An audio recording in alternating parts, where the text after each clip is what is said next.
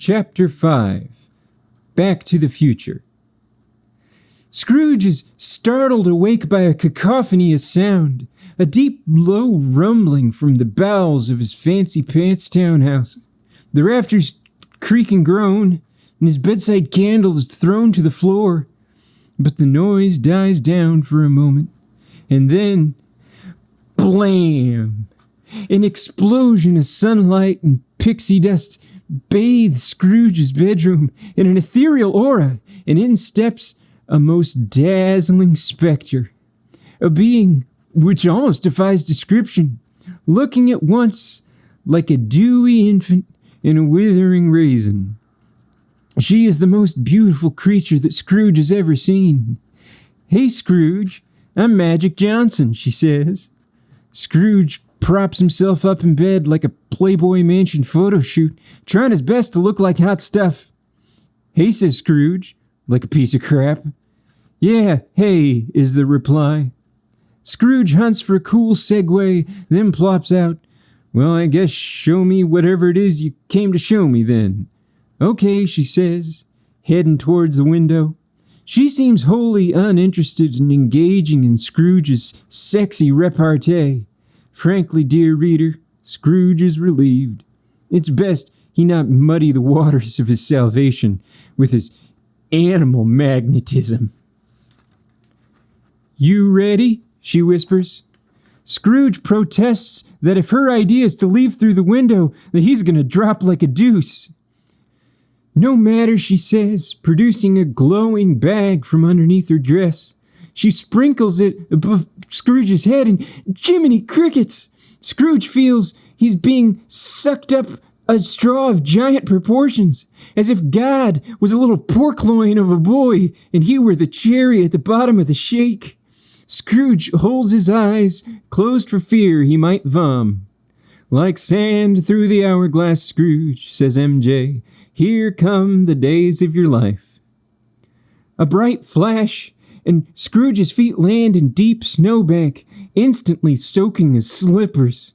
Scrooge curses and MJ points. "Look, Scrooge," she says. "Do you remember this place?" Scrooge gasps.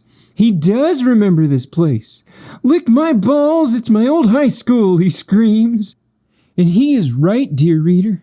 Scrooge has been given a chance few receive to relive their awkward and soul-crushing teenage existence. With a grand wave of MJ's hand, they reappear in Scrooge's old study hall, where young Scrooge is standing alone, looking totally bummed. In all of Scrooge's long and varied career of substance abuse, he has never seen anything this trippy. A quick rap on the classroom door, and in enters Scrooge's younger sister, Fanny Mae, and spoiler alert, do not get used to seeing her around. She runs through old Scrooge like he is soup. She's an excitable little thing who dances and prances about, able to find overwhelming joy in the mere entering of a different room. She's the kind of person young Scrooge will learn to hate, but at this moment in time, he feels only indifference towards her. "Oh, Ebenezer," cries the little bonneted bubble of giddiness, "I'm here to pick you up for Christmas vacation." The little Scroogelet rolls his eyes. "Ooh, you know what? How about get typhoid?" Old Scrooge lets out a knowing chuckle, realizing just how far his zingers have come. Fanny pleads with the little prince, insisting their goofy dad is much more tolerable after they took out all that blood, and the angsty dipshit begrudgingly agrees. Just then, they're interrupted by howls of merriment from the other school children from the courtyard outside. "Come play with us, Ebenezer," they laughingly shout. "No, get fucked," shrieks the hormonal masteress.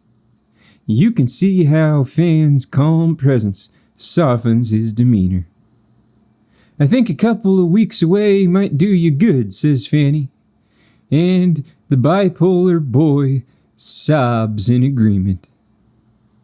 Down the hall, they hear their grandpa, Festus Scrooge, who has escaped their carriage and is now shouting about the Revolutionary War. As the anachronistic pair watch the buggy being laden down, MJ muses out loud. Seems like your sister was pretty great, says MJ. What of it, snaps Scrooge.